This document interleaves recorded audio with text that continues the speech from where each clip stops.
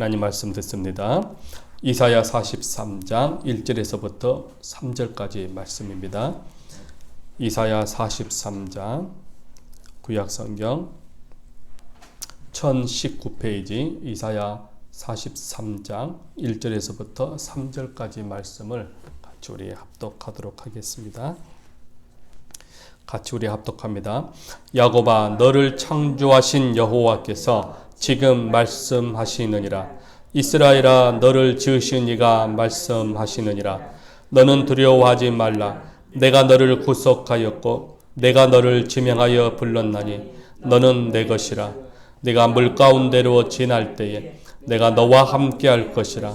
강을 건널 때에 물이 너를 침몰하지 못할 것이며 네가 불 가운데로 지날 때 타지도 아니할 것이요 불꽃이 너를 사르지도 못하리니 대전하는 여호와 네 하나님이여 이스라엘의 거룩한 이여 네 구원자임이라. 내가 예굽을 너의 속량물로 구스와 스바를 너를 대신하여 주었노라. 아멘.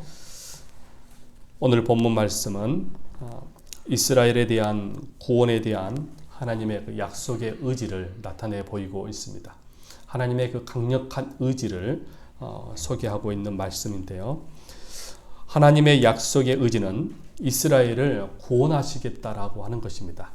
이스라엘을 구원하시는 그 하나님의 그 약속의 말씀을 이사야 선지자를 통해서 우리에게 주고 계시고요. 당시 또 이스라엘 백성들이 포로로 끌려가고 있는, 그래서 고난받고 있고 또 고통당하고 있는 그러한 이스라엘 백성들에게 주시는 위로의 말씀입니다. 이스라엘 자손들은요, 이방 땅에서 포로된 자신들의 그 형편, 그 상황을 개탄하며 슬퍼하며 두려워하며 왜 우리 민족에게 이러한 문제들이 있었는가? 어떻게 해서 이 민족이 이렇게 포로로 끌려가게 되었을까? 라고 하는 갈등, 그리고 고민, 그리고 하나님에 대한 그 의심, 이런 여러 가지 것들이 이스라엘 백성들 안에서 일어나고 있었습니다. 환경이 절박하다, 어렵다 보면 우리도 그런 생각을 하게 되죠. 왜 내게 이런 문제들이 일어나고 있고, 왜 내게 이런 고통들이 있어야 되겠고, 하나님은 어디 계시고, 하나님은 살아 계시고, 하나님은 존재하고 계시고, 하나님은 내 기도를 들으시고 계시는가? 라고 하는 의문을 갖게 되는 이런 혼돈의 시간을 우리도 신앙생활 하다 보면은 겪게 되는 것처럼 이스라엘 백성들도 자칭 자신들은 신의 백성이고 하나님의 백성이고 선택된 성민이고 구별된 사람들이고 라고 하는 생각을 가지고 있었는데, 하나님의 백성이, 하나님의 자녀가 왜, 무엇 때문에 우리가 하나님 앞에 섬기고 예배하고 모세의 율법대로 다 지켰음에도 불구하고 왜 이런 문제들이 일어나고 있는가? 우리 민족 속에 왜 우리는 계속해서 포로로 끌려가야 되는가라고 하는 의문을 그들 그 안에서 갖게 되기 시작해요. 사람이기 때문에 당연히 이런 문제들은 갖게 되겠죠. 의문을 갖게 되는 것입니다. 그만큼 이스라엘이 지금 아주 힘들게 괴로워하고 있는 것을 봅니다. 고난을 당하고 있는 것을 보게 됩니다. 그들은 자신들이 과연 우리는 하나님의 백성인가? 우리의 미래는 어떻게 될 것인가? 우리의 장래는 어떻게 될 것인가? 우리의 자손들은, 우리의 자녀들은 어떻게 될 것인가? 언제까지 우리가 이곳에 포로로 끌려와야 되는가? 어떻게, 왜 이런 일이? 라고 하는 그러한 그 자신들을 비관하면서 그렇게 괴로워하고 있고 고통하고 있는 그런 상황을 하나님께서 들으신 겁니다. 그런 그들에게 하나님께서 이제 이사야 선지자를 통해서 그들에게 위로의 약속을 주십니다. 첫째가 너는 두려워하지 말라. 이거는 이제 이사야에게 하시는 말씀이지만, 그러나 동시에 이사야 선지자도 역시 같은 고민을 가지고 있는 거죠. 이스라엘 모든 백성이 가졌던 그 고통은 이사야 선지자를 통해서도 가졌기 때문에 이사야 선지자를 통해서 너는 두려워하지 말아라 라고 하는 이 말씀은 결국은 이스라엘 백성들이 하는 말이에요. 그러니까 이사야 선지자는 이 말을 대언해야 되고 이 말씀을 증거해야 되니까 첫째는 너는 두려워하지 말라. 이렇게 말씀하셔요. 누가요? 하나님께서 하시는 겁니다. 두려워하지 말라라. 그 이유는 야곱의 하나님, 이스라엘의 하나님은 어떤 하나님이냐? 창조자이시다는 거예요. 이스라엘의 하나님은 창조자입니다. 창조자는 무에서 유를 창조하신 분이 아무것도 없는 가운데서 있게 하시는 거, 이게 창조거든요. 이미 만들어진 상황 속에서 무엇을 만드는 것은 창조가 아니에요. 아무것도 없는 가운데서 만들어진 그 자체가 창조예요. 그 하나님이에요. 그러니까 창조자 그러면은 떠오르는 게 뭐예요? 능력, 권능, 힘. 이것을 우리가 생각할 수 있어요. 하나님께서 왜 자신을 창조자라고 소개할 수 있을까요? 이스라엘 백성들은 도저히 지금 이 상황을 빠져나갈 수 없어요. 지금 이스라엘 백성은 도저히 자신들의 그 힘으로 이미 나라가 쇠약해져 있고 멸망을 당했기 때문에 독립할 수 있는 의지가 없어요. 어떤 에너지가 없어요. 외부로부터 뭔가가 와야 되는데, 또는 내부 안에서도 이게 나타나야 되는데 외부에서도 없고 자체적으로 안에서도 없고 공동체 안에서도 없고 힘이 없어요. 예. 그러니 그들에게 있어서는 이게 우겨 싸움을 당하는 것처럼 앞이 캄캄한 거예요. 그러니까 미래가 불투명하고 그리고 내 자녀들의 문제도 불투명하고, 그러니 얼마나 불안해하고 염려하겠냐 그 말이죠. 그러니까 불안해하고 염려하고 아무것도 할 수 없는 무능한 존재, 자신들이 무능하다는 것을 알고 있는 거죠. 그런 상황 속에서 하나님께서 그들에게 나는 창조자다. 그러니까 너희는 아무것도 할 수 없다. 너희는 아무것도 할 수 없고 너희는 지금의 이 상황 속에서 벗어날 수도 없고 이것을 벗어날 힘도 없고 방법도 없고 지혜도 없고, 하나님께서 그러나 나는 창조자다. 너희는 못하지만 나는 무엇이든지 할 수 있다 그 말이죠. 지금 이 상황 속에서 너희를 구출할 수 있는 사람은, 아니 구출할 수 있는 존재, 바로 하나님이다라는 것을 간접적으로 알리기 위해서 나는 창조자다, 이렇게 소개하고 있는 것입니다. 잠언 8장 30절 말씀에서도 내가 그의 곁에 있어서 창조자가 되어 그랬습니다. 내가 그의 곁에 창조자가 되어, 예수 그리스도 하나님이시죠. 이사야 65장 18절에서는 너는 내가 창조하는 것으로 말미암아 영원히 기뻐하며 창조자. 예. 또한 이사야 45장 12절 말씀에 내가 땅을 만들고 그 위에 사람을 창조하였으며 내가 내 손으로 하늘을 펴고 하늘의 모든 군대에게 명령하였노라. 하나님은 창조자라는 것. 창조자는 무한한 능력과 무한한 힘을 가지고 있고 지혜를 가지고 있습니다. 하나님께서 지금 이사야 선지자를 통해서 바로 내가 그런 하나님이다. 너희가 섬기고 너희가 믿고 너희가 경배해야 될 존재, 바로 여호와 하나님. 나는 너희의 하나님이시다. 이스라엘의 하나님이다. 그러니 두려워하지 말아라. 내가 지금의 이 상황, 너희가 겪고 있는 이 상황들을 능히 얼마든지 구출할 수 있는 힘이 있다. 나만이 너희를 구출할 수 있다라는 것을 가르쳐주기 위해서 이루어해 주는 말씀이 두려워하지 말아라. 내가 너와 함께한다. 그 말이죠. 내가 너와 함께한다. 내가 너의 곁에서 있다. 내가 지금의 너의 모든 상황을 다 알고 있다. 그 말입니다. 이거를 다르게 얘기하면 이미 이스라엘 백성들은 지금 이렇게 절박한 가운데 두려움 속에 있다라는 것을 우리가 짐작할 수가 있죠. 오늘 이사야 선지자를 통해서 이스라엘에게 주시는 이스라엘의 하나님이 오늘 나의 하나님이고 우리의 하나님이십니다. 나의 하나님, 내가 섬기고 내가 믿고 의지하시는 분은 바로 창조자이십니다. 창조자이시기 때문에 여러분, 우리가 똑같은 상황입니다. 이스라엘이 고난 가운데, 역경 가운데 괴로워하고 고통하고 절망하고 낙심하며 미래가 불투명하고 내일에 대한 것들이 불투명하고 초조하지만 오늘 그 하나님께서 우리에게 두려워하지 말아라. 내가 너와 함께한다 라고 말씀합니다. 하나님께서는 살아계신 이 성경, 이 말씀을 통해서 지금도 우리에게 동일하게 말씀하고 계십니다. 그 하나님이 여러분 무엇을 창조하셨습니까? 우리는 너무나도 잘 압니다.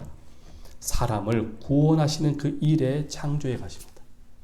이미 창조하셨지만 그러나 지금도 하나님은 우리를 창조해 가십니다. 이게 좀 신학적인 용어로 보면 조금 위험할 수 있는데 이런 겁니다. 하나님께서 지금도 창조해 가신다란 말은 바로 오늘 우리를 통해서 교회를 통해서 지금도 하나님은 창세전에 택한 백성들을 찾으시고 그들을 부르시고 그들을 결국은 구원해 가시는 겁니다. 이게 하나님의 창조의 일입니다. 그러므로 하나님은 지금도 일하십니다. 쉬지 아니하고 지금도 창조해 가십니다. 사람을 구원하시는 그 일. 여러분, 우리는 그 하나님의 창조의 역사에 오늘 우리는 부름을 받았습니다. 그 거룩한 하나님의 창조의 역사에 여러분 사람들을 구원하시는 그 일에 여러분 우리가 부름을 받았습니다. 그러니 그 부르심의 일꾼으로 초대를 받은 오늘 우리는 얼마나 위대한 존재인지요. 여러분 그 하나님의 창조의 사역에 우리가 지금도 동참하고 있으니 얼마나 우리가 여러분 복된 사람입니까? 바로 교회를 통해서 여러분 지금도 일해 가시는 겁니다. 주님이 오실 그날까지 교회는 계속해서 하나님의 창조의 사역에 일해 가실 겁니다. 예. 교회를 통해서 일해 가심은 여러분 사람들이 많고 적음이 중요하지 않습니다. 누구를 통해서 일해 가시느냐 이게 중요한 거죠. 예. 바로 저와 여러분들을 통해서 일해 가신 줄 믿습니다. 그러므로 창조하신 그 하나님이 나의 편이 되어져 나와 함께하여 주시고 나를 붙드시고 이끌어 가시고 나의 편이 되어 주셨으니 여러분 두려워하지 말아야 합니다. 강하고 담대해야 될 이유가 바로 여기 있습니다. 그분이 나의 하나님. 네, 나의 하나님. 둘째는 너는 내 것이라.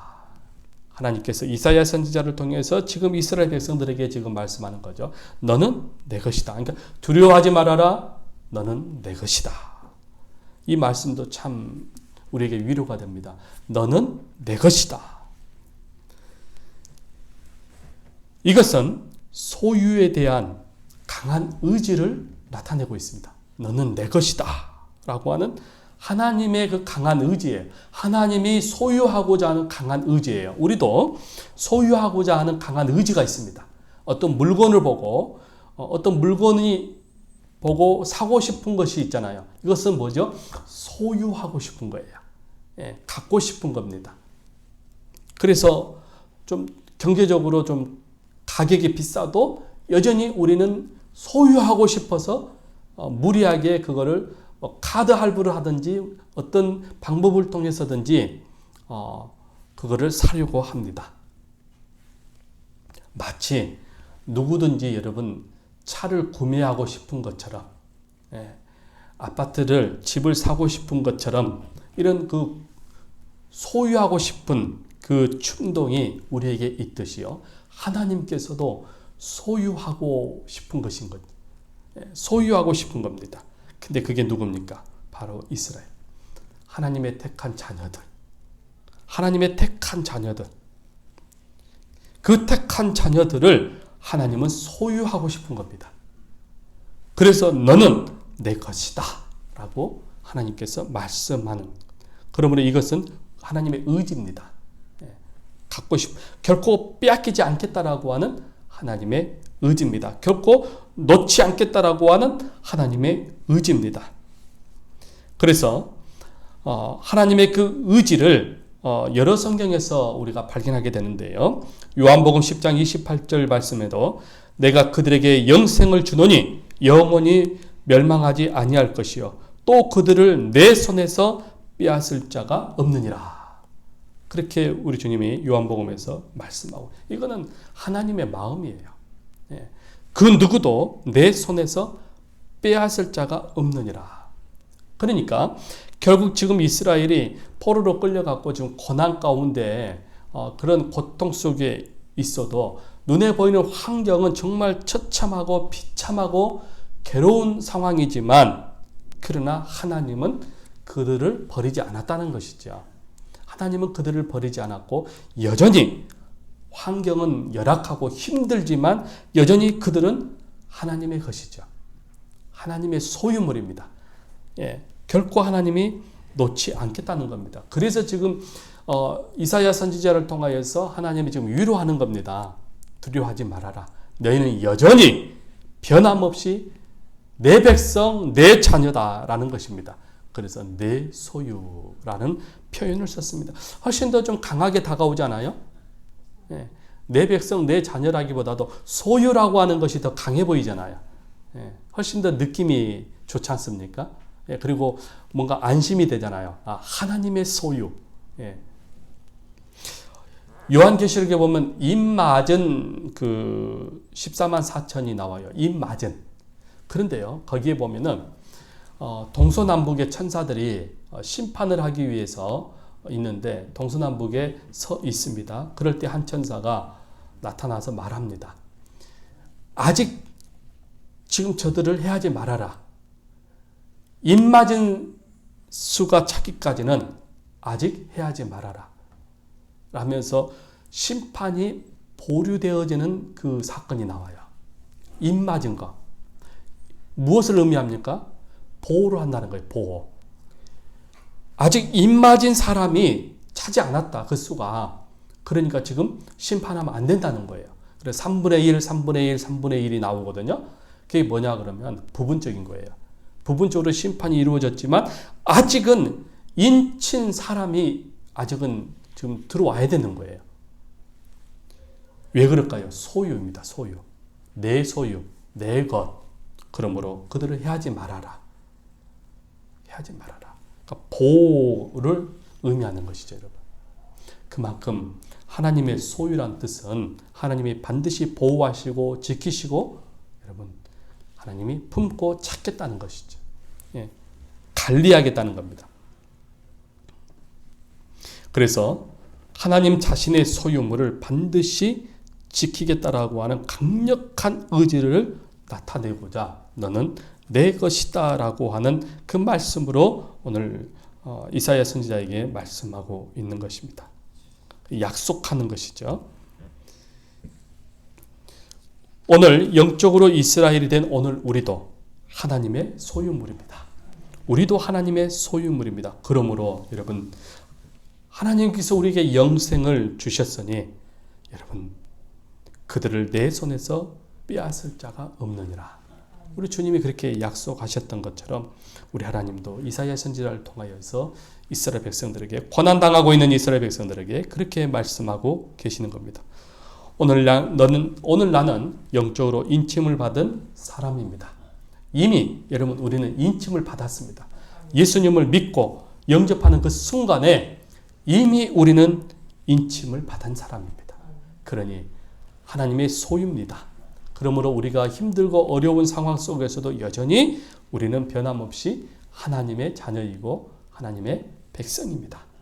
비록 이스라엘 백성들이 하나님의 존재, 자신들이 처한 상황들, 어떤 그 비참함과 괴로움, 비관하면서 말이죠.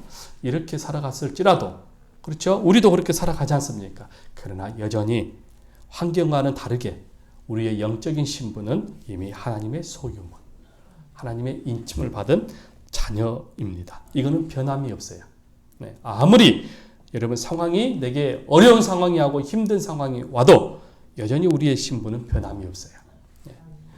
그러므로 나는 하나님께 속한 사람입니다. 그 하나님께서 지금까지 나의 삶을 붙들고 계시고 인도해 가고 계십니다. 여러분 요셉처럼 보세요. 가정이 얼마나 힘들었습니까? 요셉의 그 환경은 정말로 힘들었어요. 형들 때문에 여러분 형들의 미움을 받아서 구덩이에 빠졌죠. 형들 때문에 배신을 당해서 미디안 상인에 의해서 노예로 팔려갔죠. 또 억울한 누명을 써서 감옥에 갇혔죠. 이 가정 하나하나가 환경은 정말로 하나님이 없는 것 같아요. 요셉이 하나님을 잘 섬겼고 하나님을 의지했지 않습니까? 그런데 과정은 계속해서 고난의 연속이에요. 그러니까 인간으로서는 참 비참한 인생이고 불행한 삶을 산 거예요. 그 과정이. 그러나 그 과정의 그 내용을 자세히 들여다보면 정말로 하나님이 없는 것 같아요. 그런데 요셉은 뭐라고 말합니까? 하나님이 함께 하셨다. 그리고 성경은 요셉에 대해서 뭐라고 증거하고 있습니까? 형통하였다. 여러분, 가정 하나하나는 힘들고 어렵지만 그러나 요셉은 여전히 하나님의 인침을 받은 사람이었어요. 하나님의 소유물이었습니다. 그래서 성경은 그를 형통하였다라고 소개하고 있는 겁니다. 세 번째요. 내가 너를 보배롭고 존귀하게 보신다. 지금 위로의 말을 주는 겁니다. 이사야 선지자를 통해서 지금 이렇게 첫째, 둘째, 셋째 이렇게 계속해서 위로의 말씀을 드는 겁니다. 너는 내 것이다. 두려워하지 말아라. 내가 너를 보배롭고 존귀하게 여긴다. 너는 참 보배로운 사람이다. 그 얘기입니다. 여러분, 방금 제가 요셉의 일을 들었잖아요. 요셉이 결코 사람들이 봤을 때 보배로운 모습이 아닙니다. 그의 신분을 우리는 알고 있어요. 성경을 통해서 지금 요셉이 그 형들에 의해서 팔려가지 않았다면 아버지의 품에서 말이죠. 막내니까 자색 옷을 입고 말이죠.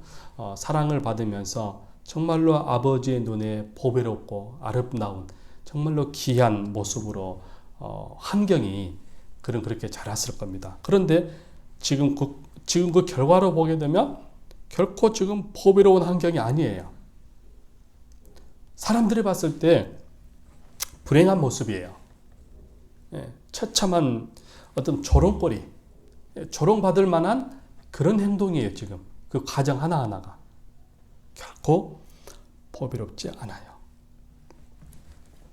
우리가 여러분 하나님이 보실 때 과연 우리가 보배로운 존재가 될 만한 사람인가? 그러지 않잖아요. 결코 우리의 삶을 보게 되면, 우리의 행동을 보게 되면 보배롭게 여길 만한 삶, 가치가 없어요.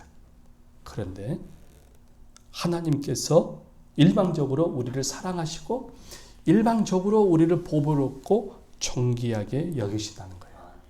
이스라엘이 왜 포로로 끌려갔나요? 하나님 앞에서 범죄했기 때문에 끌려간 거예요.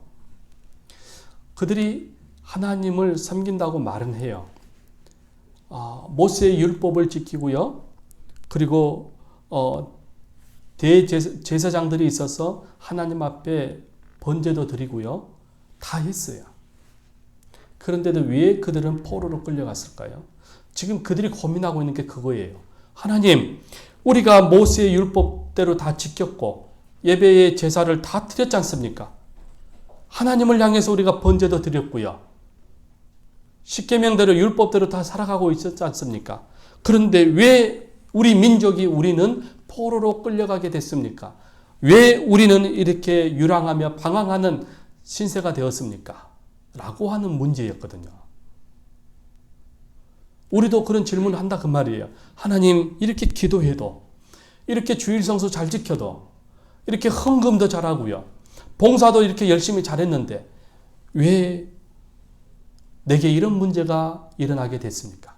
그러면서 왜 내가 기도한 대로 다 이루어지지 않습니까? 라고 하는 그런 의문을 갖는다고요. 그런 질문을 던지게 되는 거죠. 이스라엘의 고민이고 지금 오늘날 우리의 고민이에요. 많은 성도들이 이런 고민을 할 거예요. 많은 성도들이 이런 의문을 던질 거예요. 왜 내 미래가, 왜 내 삶은 다른 사람보다 더 이렇게 힘이 듭니까? 라고 하는 질문을 던지는 겁니다. 그런 모습 속에서 우리가 이스라엘은 자신들이 하나님을 전심으로 섬기지 못했다는 것을 깨닫지 못한 거예요. 우리는 성경을 통해서 이스라엘 백성들이 왜 포로로 끌려가게 되고 나라를 잃게 되었는지를 우리는 배우게 됩니다. 그들의 문제는 하나님 앞에서 범죄한 거예요. 그렇다면 오늘날 우리의 삶도 마찬가지일 수도 있어요. 왜 내게 이러한 문제들이라고 하는 질문을 던졌을 때에 우리가 자세하게 살펴봐야 돼요. 성경을 통해서 우리가 많은 해답을 가지고 있지만 우리는 사실은 하나님의 이 해답을 주시는 이 말씀을 듣고도 우리가 실천을 못하는 거죠. 그게 사실은 핵심 키워드거든요. 성경에서 해답이 있어요. 우리가 살 방법들이 있거든요. 살 방법과 지혜를 주었단 말이에요. 그런데도 불구하고 우리는 그냥 듣고 말아요. 이것을 성경 말씀을 한 귀로 듣고 말아요. 그리고 이거를 우리의 삶 속에 적용하지 않아요. 그러다 보니까 우리 안에 실패가 참 많은 것 같아요. 삶의 지혜를 주었는데도 불구하고 그 삶의 지혜를 듣고 흘러버리는 거예요. 그러니까 적용을 못하는 겁니다. 적용을. 그래서 힘이 드는 거예요. 그런데 우리는 또 한 가지를 발견하게 됩니다. 왜 그러면 우리는 이 말씀을 듣고도 적용하고 실천하지 못하는가? 여기에는 마귀의 유혹이 있는 것이죠. 마귀가 자꾸 우리의 생각과 감정과 이성을 통해서 자꾸만 우리를 속이는 거예요. 듣고 흘러버리는 거예요. 다시 말하면 씨 뿌리는 비유에서 말씀의 씨가 뿌려졌는데 땅에 이게 떨어져야 되는데, 옥토에 떨어져야 되는데, 이 씨가, 말씀의 씨가, 여러분, 돌짝밭에 떨어지니까, 결국은 새가 와서 그 씨를 집어가 버리는 거예요. 우리의 심령이, 여러분, 그 마음의 바탕이 강팍하고 완악하고, 자꾸만 우리가 이게 닫혀 있다 보니까, 이게 떨어지지를 못하는 거예요. 그러니까, 원수가 와서 그거를 가져가 버리는 거죠. 그러니 우리가 기억을 못하는 거예요. 그러니 우리가 예배 마치고 문 밖에 나가면 다 잊어버린 거예요. 적용을 못하고 실천하지 못한 거예요. 그럼에도 불구하고 우리의 행위가 실패가 많지만 여전히 우리 하나님은 우리를 어떻게 봅니까? 너는 내 것이다. 너는 내 것이다. 그러므로 나는 너를 보배롭고 존귀하게 본다라는 것입니다. 그러니까 하나님께서 우리의 행위는 실패가 많지만, 실수가 많지만 여전히 우리를 아름답게 보는 것입니다. 시편 116편 15절 말씀에 그의 경건한 자들의 죽음은 그랬습니다. 그러니까 이거는 성도의 죽음은 여호와께서 보시기에 귀중한 것이다. 아름다운 것이다. 이렇게 증거하고 있습니다. 하나님께서 이스라엘을 보배롭고 존귀하게 보신 이유는 그들이 하나님의 것, 바로 성물, 구별된 성물이기 때문에 그렇습니다. 사도행전 10장 11절과 16절 말씀에 보면요. 베드로가 환상 중에 부정한 음식을 보는 사건이 기록되어 있습니다. 천사가 그 안에는 땅에 있는 각종 그 네 발 가진 짐승과 기는 것과 공중에 나는 것들이 있는 것을 보여주었습니다. 베드로가 보았을 때 환상 중이지만 보았을 때는 이게 부정한 거예요. 부정해요. 먹을 수가 없어요. 율법에 의하면. 그러니까 유대인들은 부정한 음식 이거를 먹지를 않았어요. 그러니까 네 짐승, 부정한 것들, 땅에 있는 각종 네 발 가진 짐승과 기는 것과 공중에 나는 것들이 있는데 그랬습니다. 레위기에 보면은 그 부정한 짐승들이 나옵니다. 비늘이 없는 것은 다 부정한 거죠. 그러니까 우리가 추어탕 또는 장어 이런 것들 다 비늘이 없죠. 이게 부정한 것들이죠. 또는 독수리, 따오기 이런, 그리고 색임질하지 않는 것들 있죠.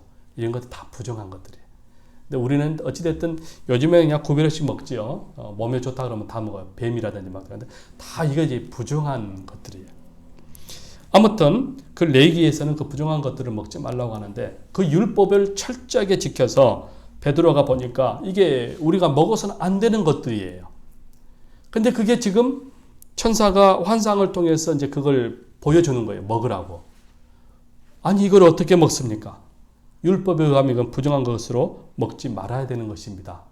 라고 베드로가 말합니다. 그때 천사가 하는 말입니다. 하나님께서 선하다고 하는데 왜 악하다고 하느냐? 잡아 먹으라고 했을 때 이거 먹으라 그랬거든요. 천사가. 그랬더니 베드로는 너 아니요 라고 얘기했어요. 그랬더니 야 하나님이 선하다 그러는데, 그러니까 율법은 부정하다고 할지라도, 율법은 그것이 부정한 것들을 할지라도 하나님께서 괜찮다라고 한다면 그것은 어떤 거예요? 거룩한 거예요. 먹어도 되는 거예요. 무엇을 의미합니까?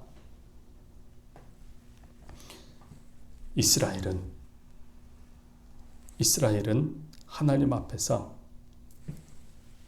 부정한 삶, 부정한 행동 살았습니다. 우리도 하나님 앞에서 부정한 행동, 부정한 행위의 삶을 지금까지도 살아갑니다. 죄와 허물의 모습으로 살아갑니다. 그럼 부정한 거죠. 율법대로 하면 우리는 부정한 사람들이에요. 더군다나 우리는 이방인이니까 구원으로부터 끊어지는 사람들이에요. 그런데요, 지금 이 베드로의 이 환상은 사실 이방인에 대한 구원이거든요. 고넬료에 대한 사건이에요. 다시 말하면 이방인의 구원이 없다라고 생각한 거죠. 그런데 보니까 고넬료 백부장 가서 그를 만나고 그를 치료하고 그에게 복음을 전하라는 거 아닙니까? 그러니까 이방인에게도 구원이 있다라는 거예요. 여러분, 원래는 우리가 이방인이죠. 그런데 하나님은 그 이방인은 내 것이다, 내 소유물이다 라고 말씀하심으로 여러분, 부정한 것이 아닌 거죠. 그러므로 우리는 부정하지가 않습니다.